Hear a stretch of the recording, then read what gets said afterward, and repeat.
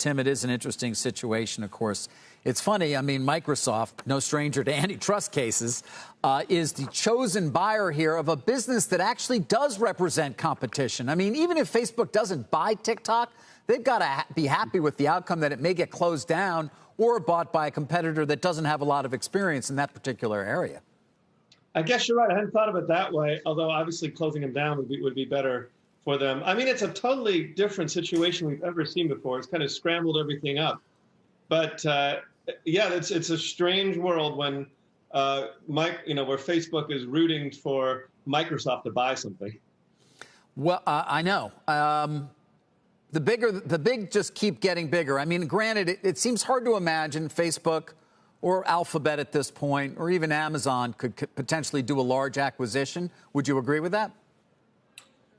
Well, I mean, Google's trying to buy Fitbit right now. Yeah, that's not that big, and they're having a really hard time with it.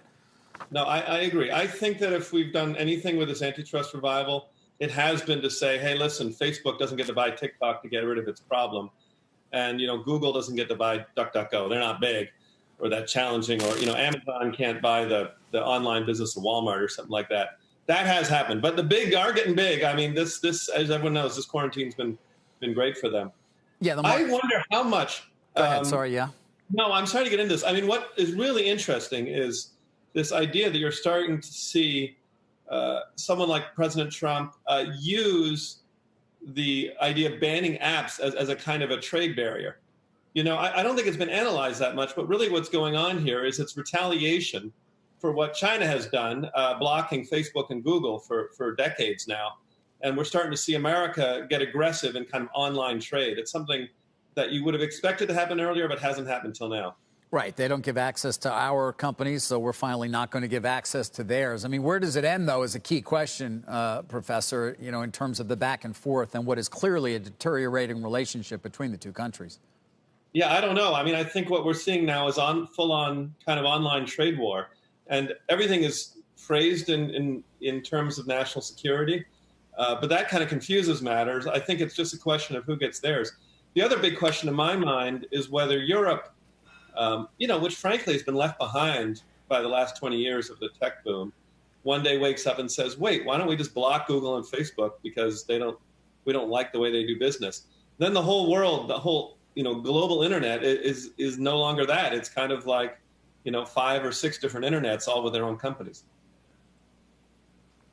Hey, Tim, it's Deirdre on the West Coast. It's kind of amazing to me that we're talking about TikTok, that sort of the only option on the table, realistic one, is it being acquired by, a much bigger player. Could be Twitter, some chatter over the weekend that could be a possibility. But what solution would make it the most interesting competitor to big tech company? Kara Swisher was on earlier saying that it should ultimately be a standalone IPO on its own. What do you think?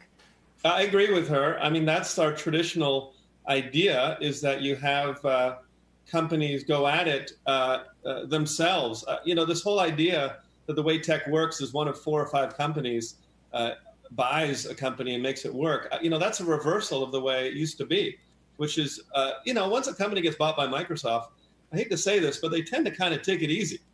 They've got the good life made out for them, and the tradition is to make companies fight it out.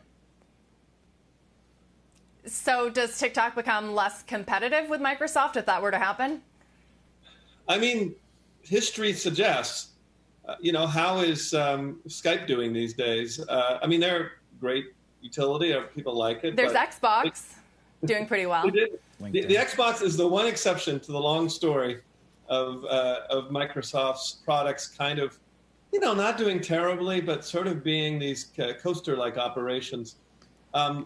So I don't know. I like the old days. I think real competition in tech is better for us, better for the economy. And this culture of everybody buys everybody the last 10 years, I think it's been damaging to American competitiveness. And it shows in the fact that Chinese companies are getting the jump on us here. I think that's a change. So I'd like to go back to the old ways.